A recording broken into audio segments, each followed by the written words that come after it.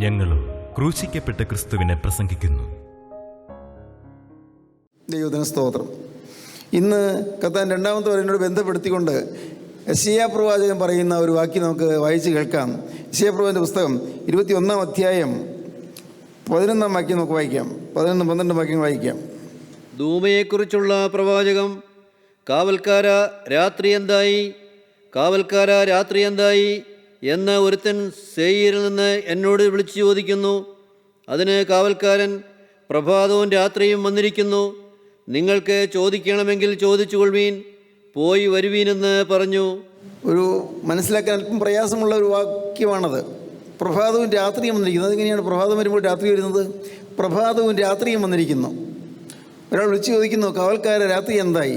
അക്കാലത്ത് കാവൽക്കാരുണ്ടായിരുന്നു യെരൂശലേമിൻ്റെ ഗോപുരങ്ങളിൽ കാവൽക്കാരുണ്ടായിരുന്നു. ആരെങ്കിലും യെരൂശലേമിനെ നിരോധിക്കാൻ വരുന്നുണ്ടെങ്കിൽ, എതിർക്കാൻ, ആക്രമിക്കാൻ വരുന്നുണ്ടെങ്കിൽ കാവൽക്കാരൻ കാഹളം ഊതി വിളിച്ചറിയിക്കണം. ശത്രു വരുന്നത് വിളിച്ചറിയിക്കണം. അത് കാവൽക്കാരൻ്റെ ചുമതലയാണ്. യെരൂശലേമിൻ്റെ മതിലുകളിന്മേൽ കാവൽക്കാരിയാക്കിയിരുന്നു. മതിലുകളിന്മേൽ അത് യെശയ്യാ പ്രവാചകൻ്റെ പുസ്തകം 62-ാം അധ്യായം 6-ാം വാക്യം വായിക്കുമ്പോൾ കാണാം. യെശയ്യാ 62:6 മതിലുകളിന്മേൽ കാവൽക്കാരിയാക്കിയിരിക്കുന്നു. ഈ കാവൽക്കാർ അവരുടെ ചുമതല വിശ്വസ്തയോടെ നിർവഹിക്കണം. കാരണം ഏതെങ്കിലും ശത്രു സൈന്യം വന്ന് നഗരത്തെ വളയുകയോ ആക്രമിക്കുകയോ ചെയ്താൽ വരുമ്പോൾ തന്നെ ആ ദൂരെ നിന്ന് കണ്ട് ഈ കാവൽക്കാരനെ വിളിച്ച് കാഹളമൂതി വിളിച്ചറിയിക്കണം. വായിക്കാം. യെരൂശലേമേ, ഞാൻ നിന്റെ മതിലുകളിന്മേൽ കാവൽക്കാരെ ആക്കിയിരിക്കുന്നു, അവർ രാവോ പകലോ ഒരിക്കലും മിണ്ടാതിരിക്കുകയില്ല. കാവൽക്കാര് മൗനമായിരിക്കരുത്, എപ്പോഴും ജാഗ്രതയോടെ ഇരിക്കണം, ഉറങ്ങിപ്പോകരുത്. രാവും പകലൊരിക്കലും അവർ മിണ്ടാതിരിക്കുകയില്ല. യഹോവയെ ഓർപ്പിക്കുന്നവരെ, നിങ്ങൾ സ്വസ്ഥമായിരിക്കരുത്. ദൈവത്തെ ഓർപ്പിക്കുക, യഹോവയെ ഓർപ്പിക്കുക, ദൈവത്തിൻ്റെ വചനം ഓർപ്പിക്കുക, ദൈവത്തിൻ്റെ വഴികൾ ഓർപ്പിക്കുക. അത് സ്വസ്ഥമായിരിക്കാതെ ചെയ്യണം. കാവൽക്കാരുടെ ചുമതലയാണ്. ഇവിടെ ഇപ്പോൾ ചോദിക്കുന്നു, കാവൽക്കാർ രാത്രി എന്തായി? ഓരോ യാമവും തീരുമ്പോൾ കാവൽക്കാരൻ ഉറക്കെ കാഹളമൂതി വിളിച്ചറിയിക്കണം. അതായത് 1-ാം യാമം കഴിഞ്ഞു. 6 മണി മുതൽ സന്ധ്യയ്ക്ക് 6 മണി മുതൽ 9 മണി വരെ 1-ാം യാമം, 9 മണി മുതൽ 12 മണി വരെ 2-ാം യാമം, 12 മുതൽ 3 മണി വരെ 3-ാം യാമം, 3 മണി മുതൽ 6 വരെ 4-ാം യാമം. ഓരോ യാമത്തിൻ്റെ ആരംഭത്തിലും കാവൽക്കാരൻ വിളിച്ചറിയിക്കണം. കാഹളമൂതി ജനത്തെ വിളിച്ചറിയിക്കണം. രാത്രി ഉറക്കളച്ചിരുന്നുകൊണ്ട് വിളിച്ചറിയിക്കണം സമയം എത്രയായി. ഇതാണ് സമയം. വിളിച്ചറിയിക്കുന്നു. ഇവിടെ ചോദിക്കുന്നു, കാവൽക്കാര രാത്രി എന്തായി? സമയം എത്രയായി? കാവൽക്കാര രാത്രി എന്തായി? കാവൽക്കാര രാത്രി എന്തായി? സേയീരിൽ വിളിച്ചു ചോദിക്കുന്നു. ഒന്നുകൂടെ വായിക്കുമോ വാക്യം? 21-10-11. കാവൽക്കാര രാത്രി എന്തായി? കാവൽക്കാര രാത്രി എന്തായി? കാവൽക്കാര രാത്രി എന്തായി? കാവൽക്കാര രാത്രി എന്തായി എന്ന് ഒരുത്തൻ സേയീരിൽ നിന്ന് എന്നോട് വിളിച്ചു ചോദിക്കുന്നു. ഒരുത്തൻ സേയീരിൽ നിന്നോട് വിളിച്ചു ചോദിക്കുന്നു. അതിന് കാവൽക്കാരൻ: പ്രഭാതവും രാത്രിയും വന്നിരിക്കുന്നു. കാവൽക്കാരൻ മറുപടി പറയുന്നത് മനസ്സിലാകാത്ത ഒരു ഭാഷയാണ്. എന്താണ്? പ്രഭാതവും രാത്രിയും വന്നിരിക്കുന്നു. കാവൽക്കാരൻ പറയുകയാണ്, ഇപ്പോൾ പ്രഭാതം വന്നു, രാത്രിയും വന്നിരിക്കുന്നു എന്ന്. പ്രഭാതം വരുമ്പോൾ രാത്രി പോയില്ലേ? പക്ഷേ കാവൽക്കാരൻ പറയുന്നത് ഇങ്ങനെയാണ്, പ്രഭാതവും രാത്രിയും വന്നിരിക്കുന്നു, നിങ്ങൾക്ക് ചോദിക്കണമെങ്കിൽ ചോദിച്ചുകൊള്ളുവീൻ, നിങ്ങൾക്ക് ചോദിക്കണമെങ്കിൽ ചോദിച്ചുകൊള്ളുവീൻ, പോയി വരുവീനെന്ന് പറഞ്ഞു. പോയി വരുവീനെന്ന് പറഞ്ഞു. നിങ്ങൾ ഇംഗ്ലീഷ് ബൈബിളിൽ ആ വാക്യം ഒന്ന് കേട്ടാൽ നിങ്ങൾക്ക് കുറച്ചുകൂടി മനസ്സിലാകും. Watchman what the time, watchman what the time, സമയം എന്തായി? കാവൽക്കാർ രാത്രി എന്തായി? സമയം എന്തായി? Watchman what the time, watchman what the time. ഉടനെ മറുപടി വീണ്ടും ചോദിക്കുകയാണ്, how much time is left. ഇനി നേരം വിളിക്കാൻ എന്തൊരു നേരമുണ്ട്? How much time is left.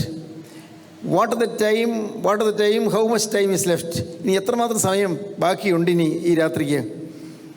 ഉടനെ കാവൽക്കാരൻ the watchman replies, your judgement day is dawning now. നിങ്ങളുടെ ന്യായവിധിയുടെ ദിവസം ഇപ്പോൾ തുടങ്ങാൻ പോകുന്നു. കാവൽക്കാരൻ മറുപടി പറയുകയാണ്, your judgement day is dawning now. കാവൽക്കാരൻ മറുപടി പറയുകയാണ്, നിൻ്റെ ജഡ്ജ്മെൻറ്റിൻ്റെ, നിൻ്റെ വിധിയുടെ, ന്യായവിധിയുടെ സമയം ഇത് ആരംഭിക്കാൻ പോകുന്നു. Your judgement day is dawning now. അത് പുലരാൻ പോകുന്നു. വീണ്ടും പറയുകയാണ്, turn again to God so that I can give you better news. നിങ്ങൾ വേഗം ദൈവത്തിലേക്ക് തിരിഞ്ഞുകൊള്ളുവീൻ. മലയാള വേദത്തിൽ ആ വാക്യങ്ങളൊന്നും കിട്ടുന്നില്ല. Turn again to God so that I can give you better news. നല്ല വാർത്തകൾ നിങ്ങൾക്ക് തരാൻ തക്കവണ്ണം നിങ്ങൾ വേഗം ദൈവത്തിലേക്ക് തിരിഞ്ഞുകൊള്ളൂ. നല്ല സുവാർത്തകൾ അറിയിക്കുവാൻ തക്കവണ്ണം നിങ്ങൾ ദൈവത്തിലേക്ക് വേഗം തിരിഞ്ഞുകൊള്ളൂ. Turn again to God so that I can give you better news. Seek for him, ദൈവത്തെ അന്വേഷിപ്പീൻ. സീക്ക് ഫോർ ഹിം, ദൈവത്തെ അന്വേഷിപ്പീൻ. And then come again. ദൈവത്തെ അന്വേഷിച്ചിട്ട് നിങ്ങൾ മടങ്ങി വരുവീൻ. ചോദിക്കുന്നത് കാവൽക്കാരനോട് ചോദിക്കുന്നത് സമയം എന്നാണ്. പക്ഷേ കാവൽക്കാരൻ മറുപടി പറയുമ്പോൾ വിശദമായി പറയുകയാണ്, നിങ്ങളുടെ ന്യായവിധി നാഴിക പുലരാൻ പോകുന്നു. ഇതാ നേരം വെളുക്കുന്ന ന്യായവിധി ദിവസത്തിലേക്കാണ്. ജഡ്ജ്മെൻ്റ് ഡേ, ന്യായവിധിയുണ്ട്. Judgement day is dawning now.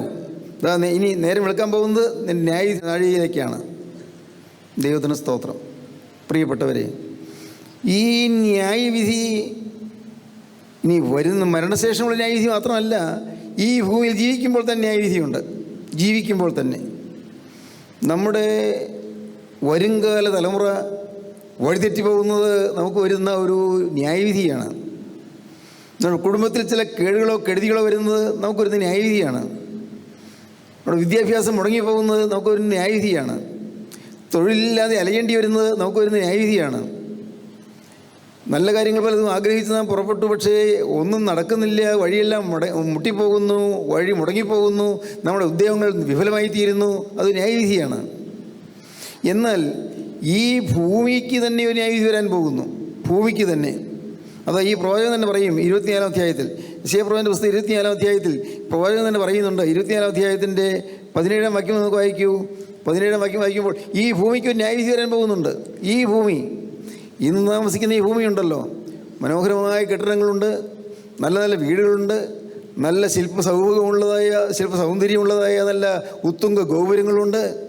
ഇതെല്ലാം ഉണ്ട്. പക്ഷേ എല്ലാം കത്തിപ്പോകും. എല്ലാം തകിടം മറിഞ്ഞു പോകും. വായിക്കാം 24-ന്റെ 17-ാം വാക്യം. ഭൂവാസിയെ, പേടിയും കുഴിയും കെണിയും നിനക്ക് നേരിട്ടിരിക്കുന്നു. പേടിയും കുഴിയും കണിയും നിനക്ക് നേരിട്ടിരിക്കുന്നു. പേടി കേട്ട് ഓടിപ്പോകുന്നവൻ കുഴിയിൽ വീഴും. കുഴിയിൽ വീഴും. കുഴിയിൽ നിന്ന് കയറുന്നവൻ കെണിയിലകപ്പെടും. കുഴിയിൽ നിന്ന് കയറിയാൽ രക്ഷ കിട്ടുകയില്ല, പിന്നെ കെണിയാണ്. കുഴിയിൽ നിന്ന് കയറുന്നവൻ കെണിയിലകപ്പെടും. ഉയരത്തിലെ കിളിവാതിലുകൾ തുറന്നിരിക്കുന്നു. ഭൂമിയുടെ അടിസ്ഥാനങ്ങൾ കുലുങ്ങുന്നു. ഭൂമി കുലുക്കങ്ങൾ, ഭൂകമ്പങ്ങൾ, ഭൂമിയുടെ അടിസ്ഥാനങ്ങൾ കുലുങ്ങുന്നു. ഭൂമി പൊടുപടെ പൊട്ടുന്നു. ഭൂമി കിറുകിറെ കീറുന്നു. ഭൂമി കിടുകിടെ കിടുങ്ങുന്നു. പിടയ്ക്കുന്നു. ഭൂമി മത്തനെ പോലെ ചാഞ്ചാടുന്നു. കാവൽ മാടം പോലെ ആടുന്നു. ഭൂമി ആടുന്നു. അതിന്റെ അകൃത്യം അതിന്മേൽ ഭാരമായിരിക്കുന്നു. ഭൂമിയുടെ അകൃത്യം ഭൂമിയുടെ മേൽ ഭാരമായിരിക്കുന്നു. അതിൻ്റെ അകൃത്യം ഭൂമിയുടെ മേൽ ഭാരമായിരിക്കുന്നു. ഈ ഭൂമിയിൽ അകൃത്യം, ഈ ഭൂമിയിൽ ജീവിക്കുന്ന മനുഷ്യൻ്റെ അകൃത്യം ഭൂമിക്കൊരു ശാപമായി തീർന്നിരിക്കുകയാണ്. അതുകൊണ്ട് ഭൂമി പൊടുകൂടെ പൊട്ടുകയും കീറുകയും ചെയ്യുന്നു. ഭൂമി മത്തനെ പോലെ ചാഞ്ചാടുന്നു, കാവൽമാടം പോലെ ആടുന്നു. വലിയ ഭൂകമ്പം ഉണ്ടാകുന്നു. ഭൂമിയിലുള്ള ന്യായവിധിയാണ്. വലിയ ഭൂകമ്പം ഉണ്ടാകുന്നു, വലിയ അനർത്ഥങ്ങൾ ഉണ്ടാകുന്നു, വലിയ വെള്ളപ്പൊക്കങ്ങൾ ഉണ്ടാകുന്നു. അനേകം ആളുകൾ കൂട്ടത്തോടെ മരിക്കാനിട വരുന്നു. വലിയ കെടുതികൾ പല ദേശങ്ങളിൽ ഉണ്ടായിക്കൊണ്ടിരിക്കുന്നു. പലതരത്തിലുള്ളതായ പ്രതിസന്ധികളും പ്രശ്നങ്ങളും മനുഷ്യൻ നേരിട്ടുകൊണ്ടിരിക്കുന്നു. ഈ ഭൂമിക്ക് ന്യായവിധി വരാൻ പോകുന്നു. ദൈവത്തിന് സ്തോത്രം. പ്രിയപ്പെട്ടവരെ, ഇതിനെക്കുറിച്ച് മലാഖി പ്രവാചകന്റെ പുസ്തകം 4-ാം അധ്യായം 1-ാം വാക്യം മുതൽ വായിക്കുമ്പോൾ കാണാം. മലാഖി പ്രവാചകന്റെ പുസ്തകം 4-ാം അധ്യായം 1-ാം വാക്യം മുതൽ വായിക്കുമ്പോൾ കാണാം.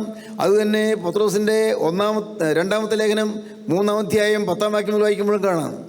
എല്ലാം വളരെ വ്യക്തമായിട്ട് എഴുതി വച്ചിരിക്കുകയാണ്. ഈ തിരുവചനത്തിൽ വള്ളിയും പുള്ളിയും മാറുന്നില്ല. എല്ലാം സംഭവിച്ചുകൊണ്ടിരിക്കുന്നു. എല്ലാം അതേപോലെ സഞ്ചരിച്ചുകൊണ്ടിരിക്കുന്നു. പ്രവാചകന്മാർ അവർ ദൈവത്തിൻ്റെ അരുളപ്പാടിൽ വെച്ച് പറഞ്ഞത് ആ വാക്യങ്ങളെല്ലാം അതേപടി സംഭവിച്ചുകൊണ്ടിരിക്കുന്നു, നിവൃത്തിയായിക്കൊണ്ടിരിക്കുന്നു. മലാഖി പ്രവാചകന്റെ പുസ്തകം 4-ാം അധ്യായം 1-ാം വാക്യം. ചൂള പോലെ കത്തുന്ന ഒരു ദിവസം വരും. അപ്പോൾ അഹങ്കാരികളൊക്കെയും സകല ദുഷ്പ്രവൃത്തിക്കാരും താളടിയാകും. വൈക്കോൽ തീയിലിടുമ്പോൾ പെട്ടെന്ന് കത്തി തീരുന്നത് പോലെ പെട്ടെന്ന് എല്ലാം കത്തിപ്പോകും. ചൂള പോലെ ഒരു ദിവസം വരും. അപ്പോൾ അഹങ്കാരികളൊക്കെയും സകല ദുഷ്പ്രവൃത്തിക്കാരും താളടിയാകും. വരുവാനുള്ള ആ ദിവസം വേരും കൊമ്പും ശേഷിപ്പിക്കാതെ അവരെ ദഹിപ്പിച്ചു കളയും. വേരും ശേഷിക്കില്ല, കൊമ്പ് ശേഷിക്കുകയില്ല, ഭൂമിക്ക് അടിയിലുള്ളതൊന്നും ശേഷിക്കുകയില്ല. അതും എന്തുപോകും? ഭൂമിയുടെ മീതെയുള്ളതെല്ലാം എല്ലാം എന്തുപോകും? ആ വേരും കൊമ്പും ശേഷിപ്പിക്കാതെ അവരെ ദഹിപ്പിച്ചു കളയും. ദൈവത്തിന് സ്തോത്രം. പ്രിയപ്പെട്ടവരെ, വീണ്ടും പത്രോസ് പറയുകയാണ്. 2000-ഓളം വർഷം മുമ്പ് പത്രോസ് എഴുതി വെച്ചു. എത്ര വ്യക്തമായിട്ടാണ് എഴുതിയിരിക്കുന്നത്. പത്രോസ് പുസ്തകം 2-ാമത്തെ ലേഖനം 3-ാം അധ്യായം 10-ാം വാക്യം വായിക്കാം. കർത്താവിൻ്റെ ദിവസമോ കള്ളനെ പോലെ വരും. അന്ന് ആകാശം കൊടുംമുഴക്കത്തോടെ ഒഴിഞ്ഞുപോകും. ആകാശം കൊടുമുഴക്കത്തോടെ ഒഴിഞ്ഞു പോകും.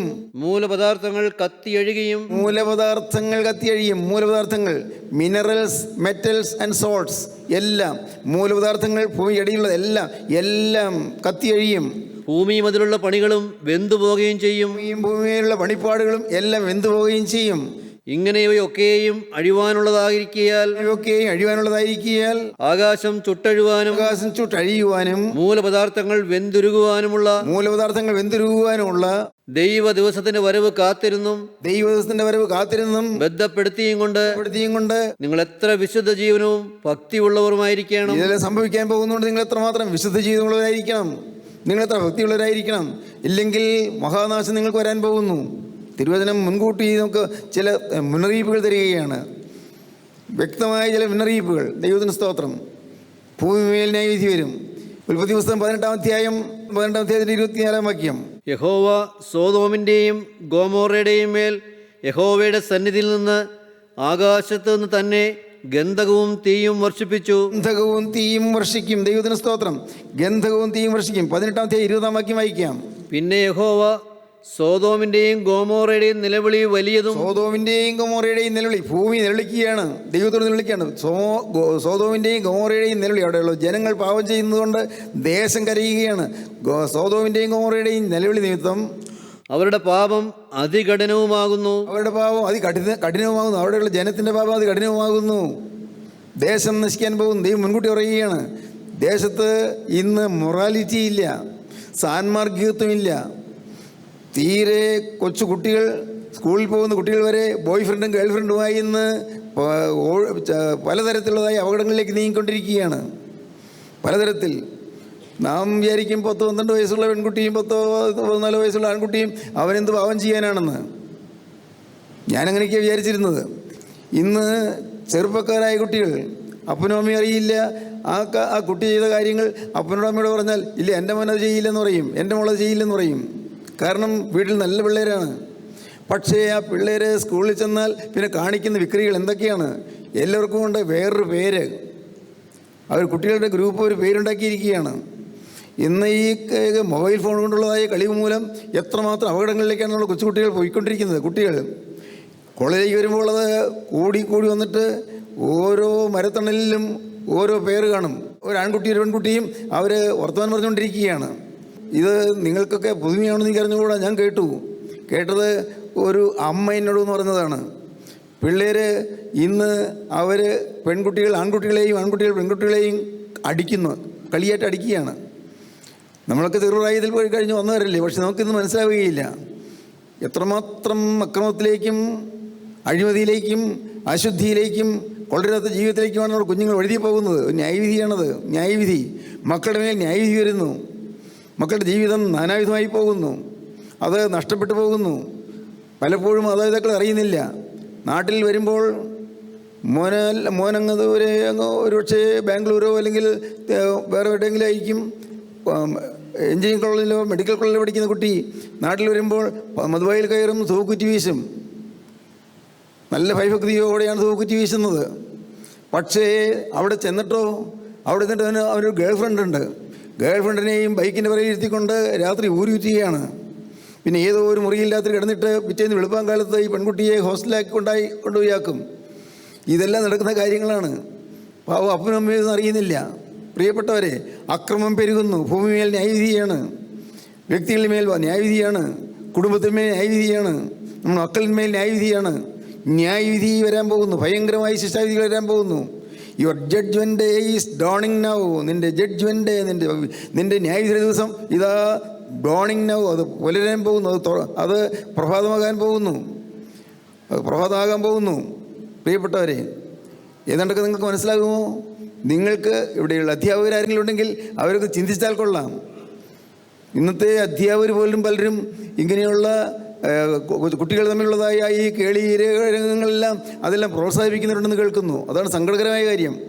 അധ്യാപകരതിനെ പ്രോത്സാഹിപ്പിക്കുന്നു. അതെല്ലാം മാനുഷിക ചോദനകളിലെ, മാനുഷികമായ ചില പ്രത്യേകതകളിലെ അതിനെയൊക്കെ തടയുന്നത് എന്തിനാണെന്ന് പോലും ചോദിക്കുന്ന അധ്യാപകരുണ്ട് പോലും.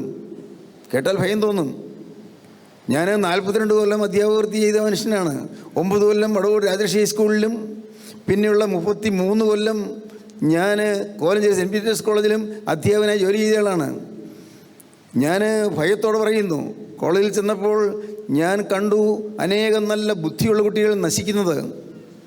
ഞാൻ കണ്ടു നല്ല കോമളന്മാരായ നല്ല കോമളത്വമുള്ള യുവതി യുവാക്കൾ അധപ്പതിച്ചു പോകുന്നു, നശിക്കുന്നത്, പഠനം പോകുന്നത്, ജീവിതം താറുമാറായി പോകുന്നത് ഞാൻ കണ്ടു.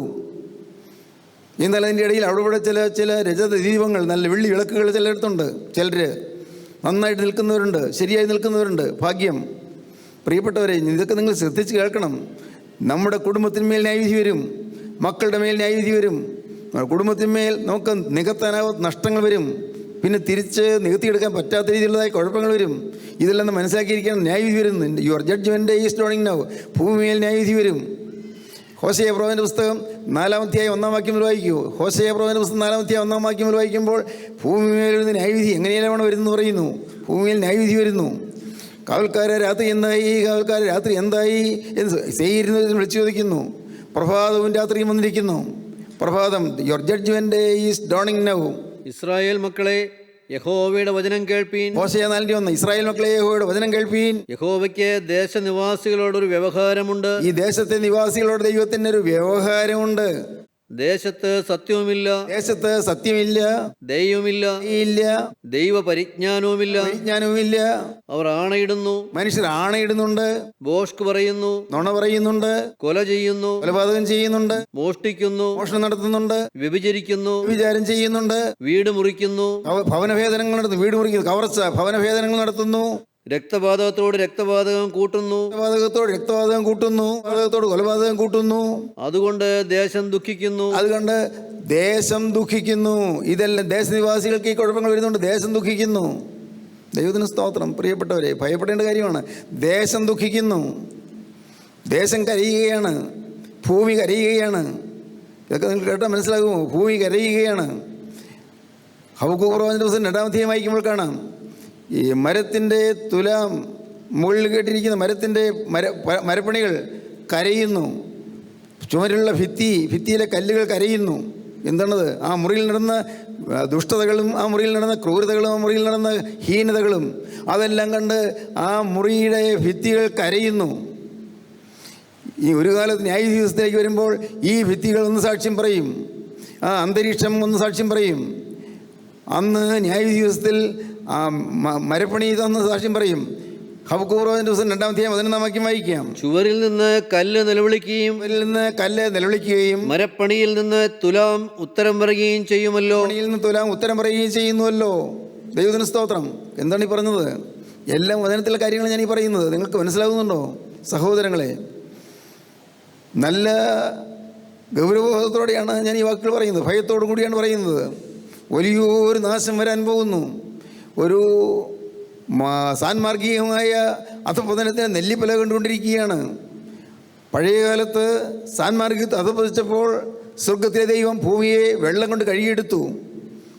നോഹയുടെ കാലത്ത് വെള്ളം, ഭയങ്കരമായ വെള്ളപ്പൊക്കം, ഭൂമി മുഴുവനും കഴുകിയെടുത്തു. കാരണം ഭൂമിയിൽ അഴുക്ക് നിറഞ്ഞു, മനുഷ്യൻ്റെ അകൃത്യം കൂടി, അവരുടെ ഹൃദയവിചാരങ്ങൾ വഷളത്വമുള്ളതായി തീർന്നു. അന്ന് ദൈവം ശിക്ഷാവിധി അയച്ചു, ഭൂമിയെ വെള്ളം കൊണ്ട് കഴുകിയെടുത്തു. എന്നാൽ ഇനി സംഭവിക്കാൻ പോകുന്നത്, ഇനി ഈ ഭൂമിയെ തീ കൊണ്ട് കഴുകാൻ പോവുകയാണ്. ഭൂമി തന്നെ ഇല്ലാതായി പോകാൻ പോവുകയാണ്. ഈ ഭൂമി തകർന്നു പോകാൻ പോവുകയാണ്. നിങ്ങൾ ഭയപ്പെടാൻ പറയുകയല്ല, ഇത് സത്യമാണിത്, വചനമാണ്. ദൈവത്തിന് സ്തോത്രം. ഇന്ന് നിങ്ങൾക്ക് ഇത് ബോധ്യം വന്നില്ലെങ്കിൽ, ഇത് നിങ്ങൾ നേരിട്ട് കാണുമ്പോൾ നിങ്ങൾ അയ്യോ ഇത് കുറച്ച് കേട്ടതായിരുന്നല്ലോ എന്ന് നിങ്ങൾക്ക് തോന്നും. ദൈവത്തിന് സ്തോത്രം. പ്രിയപ്പെട്ടവരെ, വലിയൊരു അനർത്ഥം വരാൻ പോകുന്നു. ഇതൊന്നും മനുഷ്യൻ ചിന്തിക്കുന്നില്ല. ഇന്ന് രാഷ്ട്രീയ അതിപ്രസരം കൊണ്ടും സാമുദായിക വിപ്ലവം കൊണ്ടും സാമുദായികമായ വഴക്കുകൾ കൊണ്ടും കലഹങ്ങൾ കൊണ്ടും എല്ലാം മനുഷ്യ മനസ്സ് ചേർത്തിരിക്കുന്നു. ഭാവിയുടെ രക്ഷ എന്നുള്ളത് മനുഷ്യന് വിഷയമല്ലാതായിരിക്കുന്നു. സഭകളും സമുദായങ്ങളും എല്ലാം കണ്ണടച്ചിരിക്കുന്നു, ഉറങ്ങിക്കൊണ്ടിരിക്കുന്നു. ദൈവത്തിന് സ്തോത്രം. പ്രിയപ്പെട്ടവരെ, നിങ്ങൾ കേൾക്കൂ. ഇന്ന് അതിവേഗം ജാഗ്രതയോടുണ്ടെന്ന് ജനത്തിൻ്റെ രക്ഷയ്ക്ക് വേണ്ടി കരയേണ്ട കാലമാണ്. നിങ്ങൾ ഉപവാസത്തോടുകൂടി രട്ടെടുത്തുകൊണ്ട് കരയുമെന്നാണ് യോവേൽ പ്രവചനം പറയുന്നത്. ഇപ്പോഴെങ്കിലും നിങ്ങൾ പോയെങ്കിൽ ഇപ്പോഴെങ്കിലും നിങ്ങൾ കരച്ചിലോടും വിലാപത്തോടുകൂടി എങ്കിലേക്ക് തിരിയുകയെന്ന് കർത്താവ് പറയുന്നു. നിങ്ങളുടെ ഹൃദയങ്ങളെ തന്നെ കീറിക്കൊണ്ട്, ഹൃദയം കീറി കരഞ്ഞുകൊണ്ട് നിങ്ങൾ എൻ്റെ അടുക്കിലേക്ക് വരുവീൻ. ഇതൊന്നും സാധാരണപ്പെട്ട ആളുകൾക്ക് മനസ്സിലാകുന്നില്ല. പഴയതുപോലെ ഇന്നതുപോലെ നാളെയും എന്നല്ലാതെ അതിനപ്പുറം വലിയൊരു നാശം വരാൻ പോകുന്ന ആരും അറിയുന്നില്ല. വലിയൊരു നാശം വരാൻ പോകുന്നു. ദൈവത്തിന് സ്തോത്രം. പ്രിയപ്പെട്ടവരെ, your judgement is dawning now. Judgement, നിൻ്റെ ന്യായ ദിവസം ഇതാ വരാൻ പോകുന്നു. ഇയ്യോബിൻ്റെ പുസ്തകം 31 38 വാക്യം വായിക്കാം. ഇയ്യോബ് 31:38. എൻ്റെ നിലം എൻ്റെ നേരെ നിലവിളിക്കുകയോ? നിലവിളിക്കുന്നു. ആ ഭൂമിയിൽ ഉഴുത് കൃഷി ചെയ്യുന്നവൻ അവൻ നിലവിളി കേൾക്കുന്നു. ഭൂമിയുടെ നിലവിളിയാണ് കേൾക്കുന്നത്. എൻ്റെ നിലം എൻ്റെ നേരെ നിലവിളിക്കുന്നു. അതിൻ്റെ ഉഴച്ചാലുകൾ ഒന്നിച്ച് കരകുകയോ ചെയ്തുവെങ്കിൽ? എൻ്റെ ചാലുകൾ ഒരുമിച്ച് കരയുന്നു. എന്താണ് കാരണം? ഭൂമിയിൽ നടന്ന അകൃത്യം, അവിടെ വരമ്പ് മാറ്റി, അതിർത്തി മാറ്റി, അവിടെ കൊള്ളകൾ നടത്തി, അവിടെ പലതരത്തിലുള്ള സൂത്രങ്ങൾ ചെയ്തു, തന്ത്രപൂർവ്വം പാവപ്പെട്ടവൻ്റെ ഭൂമി കൈവശമാക്കി. ഇങ്ങനെയെല്ലാം ഇന്ന് ആ മനുഷ്യൻ തിന്മയിലേക്ക് പോയിക്കൊണ്ടിരിക്കുന്നു. അതുകൊണ്ട് ഉഴച്ചാലുകൾ കരയുന്നു. ദൈവത്തിന് സ്തോത്രം. 1 ഭൂമിയിൽ ന്യായവിധി, 2 ദൈവത്തിന് സ്തോത്രം തലമുറകളുടെ മേൽ ന്യായവിധി. തലമുറകൾക്ക് ഞാനൊരു പാപം ചെയ്താൽ ഞാൻ മാത്രം ശിക്ഷ അനുഭവിച്ചാൽ പോരാ, എൻ്റെ മക്കൾ ശിക്ഷ അനുഭവിക്കേണ്ടി വരും. മക്കളും മക്കളുടെ മക്കൾ ശിക്ഷ അനുഭവിക്കേണ്ടി വരും. പുറപ്പാട് 20 വാക്യം, പുറപ്പാട് 25 പെട്ടെന്ന് തൊട്ട് വായിക്കണം. പുറപ്പാട് 25, സംഖ്യാപുസ്തകം 14-17. നിന്റെ ദൈവമായ യഹോവയായി ഞാൻ തീക്ഷ്ണതയുള്ള ദൈവമാകുന്നു. ദൈവമായ യഹോവയായി ഞാൻ തീക്ഷ്ണതയുള്ള ദൈവമാകുന്നു. എന്നെ പകയ്ക്കുന്നവരിൽ പിതാക്കന്മാരുടെ അകൃത്യം 3-ാമത്തെയും 4-ാമത്തെയും തലമുറ വരെ മക്കളുടെ മേൽ സന്ദർശിക്കുകയും. എന്നെ പകയ്ക്കുന്നവരിൽ പിതാക്കന്മാരുടെ അകൃത്യം 3-ാമത്തെയും 4-ാമത്തെയും തലമുറ വരെ മക്കളുടെ മേൽ സന്ദർശിക്കും. മക്കൾ വഴിതെറ്റി പോകുമ്പോൾ നിങ്ങൾ ഓർത്തുകൊള്ളണം, ഇതെൻ്റെ തെറ്റാണല്ലോ കർത്താവേ, എൻ്റെ പാപമാണല്ലോ, ഞാനാണല്ലോ ഉത്തരവാദി. എന്നെ പകയ്ക്കുന്നവരിൽ പിതാക്കന്മാരുടെ കൃത്യം 3-ാമത്തെയും 4-ാമത്തെയും തലമുറ വരെ മക്കളുടെ സന്ദർശിക്കും. സംഖ്യാപുസ്തകം 14:17, പുറപ്പാട് 34:7. യഹോവ ദീർഘക്ഷമയും മഹാദയമുള്ളവൻ, അകൃത്യവും ലംഘനവും ക്ഷമിക്കുന്നവൻ, കുറ്റക്കാരനെ വെറുതെ വിടാതെ പിതാക്കന്മാരുടെ അകൃത്യം 3-ാമത്തെയും 4-ാമത്തെയും തലമുറയോളം മക്കളുടെ മേൽ സന്ദർശിക്കുന്നവൻ. പിതാക്കന്മാരുടെ കൃത്യം 3-ാമത്തെയും 4-ാമത്തെയും തലമുറയോളം മക്കളുടെ മേൽ സന്ദർശിക്കുന്നവൻ. ദൈവത്തിന് സ്തോത്രം. എന്തുകൊണ്ടാണ് ഒരു കാലത്ത് വളർന്ന് നല്ല ഓജസ്സോടെ വന്ന തറവാടുകൾ മുടിഞ്ഞു പോകുന്നത്? ഒരു കാലത്ത് നല്ല ഉയർന്ന നിലവാരത്തിൽ ഒന്നായിരുന്നു, നാട്ടിൽ നല്ല പ്രതാപമുള്ള കുടുംബമായിരുന്നു. പക്ഷേ ഒരു തലമുറക്കാലം കഴിഞ്ഞപ്പോഴേക്കും അത് അധപതിച്ചു പോകുന്നു. എന്താണ് കാരണം? പിതാക്കന്മാരുടെ അകൃത്യം 3-ാമത്തെയും 4-ാമത്തെയും തലമുറ വരെ മക്കളുടെ മേൽ സന്ദർശിക്കും. വീണ്ടും പുറപ്പാട് 34:7, ആവർത്തനം 5:9. കുറ്റമുള്ളവനെ വെറുതെ വിടാതെ പിതാക്കന്മാരുടെ അകൃത്യം മക്കളുടെ മേലും മക്കളുടെ മക്കളുടെ മേലും 3-ാമത്തെയും 4-ാമത്തെയും തലമുറയോളം സന്ദർശിക്കുന്നവൻ. പിതാക്കന്മാരുടെ കൃത്യം മക്കളുടെ മേലും മക്കളുടെ മക്കളുടെ മേലും 3-ാമത്തെയും 4-ാമത്തെയും തലമുറയോളം സന്ദർശിക്കുന്നവൻ. ആവർത്തനം 5:9. നിന്റെ ദൈവമായ യഹോവ എന്ന ഞാൻ തീക്ഷ്ണതയുള്ള ദൈവമാകുന്നു. എന്നെ പകയ്ക്കുന്നവരിൽ പിതാക്കന്മാരുടെ അകൃത്യം 3-ാമത്തെയും 4-ാമത്തെയും തലമുറ വരെ മക്കളുടെ മേൽ സന്ദർശിക്കുകയും. 4-ാമത്തെയും തലമുറ വരെ മക്കളുടെ മേൽ സന്ദർശിക്കും. പ്രിയപ്പെട്ടവരെ, നാം ഗൗരവമായിട്ട് എടുക്കേണ്ടതാണ് ഇതെല്ലാം. ഒരു വീട്ടിൽ അപ്പനും അമ്മയും തമ്മിൽ അല്പം ഇഷ്ടക്കുറവുണ്ടായാൽ അത് മക്കളെ ബാധിക്കും. അപ്പനും അമ്മയും തമ്മിൽ ഏതെങ്കിലും തരത്തിൽ വഴക്കുണ്ടാകുകയോ അല്ലെങ്കിൽ ഭിന്നിച്ച് ഹൃദയത്തോടെ ഇരിക്കുകയോ ചെയ്താൽ അത് മക്കളുടെ സ്വഭാവത്തെ ബാധിക്കും, അവരുടെ ആരോഗ്യത്തെ പോലും ബാധിക്കും. അവരുടെ പഠനം മുടങ്ങിപ്പോകും, വേണ്ടതുപോലെ പഠിക്കാൻ പറ്റുകയില്ല. അപ്പനും അമ്മയും ഒരു ഹൃദയമായിരിക്കണം. പിതാക്കന്മാരുടെ അകൃത്യം മക്കളുടെ മേൽ വരും, മക്കളുടെ മക്കളുടെ മേൽ വരും. ഓർത്തുകൊള്ളുക, നമ്മുടെ തലമുറ മുടിഞ്ഞു പോകാതിരിക്കാൻ, വരുംകാല തലമുറകൾ മുടിഞ്ഞു പോകാതിരിക്കാൻ മക്കളെ നിങ്ങൾ ദൈവവഴിയിലേക്ക് തിരിക്കുക. ദൈവത്തിന് സ്തോത്രം. നിങ്ങൾ ചെറുപ്രായത്തിൽ തന്നെ, കുരുന്നു പ്രായത്തിൽ തന്നെ നിങ്ങളുടെ കുഞ്ഞുങ്ങളെ കർത്താവിലേക്ക് നയിക്കുക. അവരെ ക്രിസ്തുവിൻ്റെ വചനത്തിലേക്ക് നയിക്കുക. അവരെ ദൈവത്തിൻ്റെ വചനം കേൾപ്പിക്കുക. അവർക്ക് നല്ല ഉപദേശങ്ങൾ കൊടുക്കുക. അവരെ സ്നേഹത്തോടെ മധുരമായ അടുക്കൽ ചേർത്തിരുത്തി അവരിൽ ലാളിച്ചുകൊണ്ട് അവർക്ക് നല്ല നല്ല കാര്യങ്ങൾ പറഞ്ഞു കൊടുക്കുക. നിങ്ങൾ ആദ്യം കയറി ശിക്ഷിക്കാൻ തുടങ്ങരുത്, കഠിനമായി ശിക്ഷിക്കരുത്. മക്കളെ ശിക്ഷിക്കുകയല്ല വേണ്ടത്. അവർക്ക് വേണ്ടത് നിങ്ങളുടെ സ്നേഹമാണ്. മക്കൾക്ക് നിങ്ങളുടെ സ്നേഹം കൊടുക്കുക. സ്നേഹം അവരുടെ തെറ്റ് മറച്ചു വയ്ക്കുന്നതല്ല, തെറ്റ് ചൂണ്ടിക്കാണിച്ചുകൊണ്ടുള്ള സ്നേഹം. അങ്ങനെ നിങ്ങൾ മക്കളെ നന്നാക്കിയെടുക്കാൻ നോക്കണം. നിങ്ങൾ ദൈവത്തിലേക്ക് തിരിയണം. അപ്പനും അമ്മയും അനുഭവിക്കാത്ത ഒരു ആത്മീയം മക്കൾക്ക് കിട്ടുകയില്ല. അപ്പനും അമ്മയ്ക്കും ഇല്ലാത്തതായ ആത്മീയം മക്കൾ കിട്ടുകയില്ല. അപ്പനും അമ്മയും സ്നേഹത്തിൽ വിശുദ്ധിയിൽ തികഞ്ഞവരായി നിൽക്കണം. നല്ല അനുഗ്രഹീതമായ സമാധാനമുള്ളൊരു കുടുംബമായിരിക്കും നമ്മുടേത്. നിങ്ങൾക്ക് വിശ്വസിക്കാമോ? തലകളെ നമുക്ക് ഉണക്കാം, കണ്ണുകളെ നമുക്ക് അടയ്ക്കാം. ദൈവത്തിന് സ്തോത്രം. നമുക്ക് പ്രാർത്ഥിക്കാം. കാരുണ്യവാനായ ഞങ്ങളുടെ സ്വർഗീയ പിതാവേ, അവിടുത്തെ പരിശുദ്ധാത്മാവാണ് ഈ ജനത്തെ കൂട്ടിവരുത്തിയെന്ന് വിശ്വസിക്കുന്ന കർത്താവേ, ഈ ജനത്തിന് ആവശ്യമുള്ള വചനം അവിടുന്ന് കൊണ്ടുവന്നിട്ടുള്ളതിനായി നന്ദിയോടെ സ്തോത്രം. ആവശ്യക്കാർക്ക് അതിൻ്റെ സ്വർഗീയമന്ന അവിടുന്ന് വിഭാഗിച്ച് കൊടുത്തതിനായി നന്ദിയോടെ സ്തോത്രം. എല്ലാവരെയും തഴുകണമേ, എല്ലാവരെയും തലോടണമേ, കണ്ണുനീര് തുടയ്ക്കണമേ കർത്താവേ. പുറം തലോടി തടവി തരുന്ന ക്രിസ്തുവിൻ്റെ വാത്സല്യമുള്ള കാര്യം ഞങ്ങളെ ആശ്ലേഷിക്കണമേ കർത്താവേ. നാഥ, അവിടുന്ന് ഓരോരുത്തരിലേക്ക് വന്ന് അവരുടെ ആവശ്യങ്ങളൊന്ന് കാണണമേ. രോഗികളുണ്ടല്ലോ കർത്താവേ, രോഗസൗഖ്യം നൽകണമേ.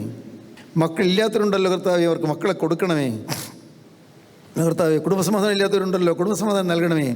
സ്വൈര്യമുള്ളൊരു കുടുംബം നേടുവാനുള്ള ഭാഗ്യം നൽകണമേ കർത്താവേ.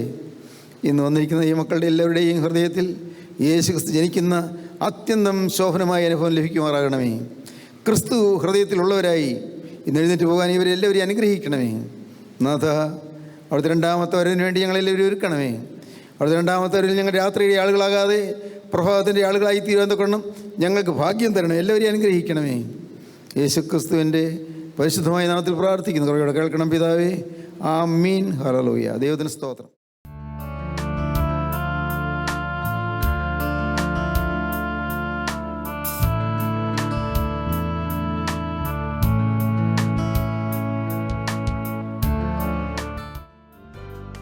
അമൃതധാര എല്ലാ ശനിയാഴ്ചയും രാവിലെ 6:30 മുതൽ 7 മണി വരെ നിങ്ങളുടെ സൂര്യ TV-യിൽ.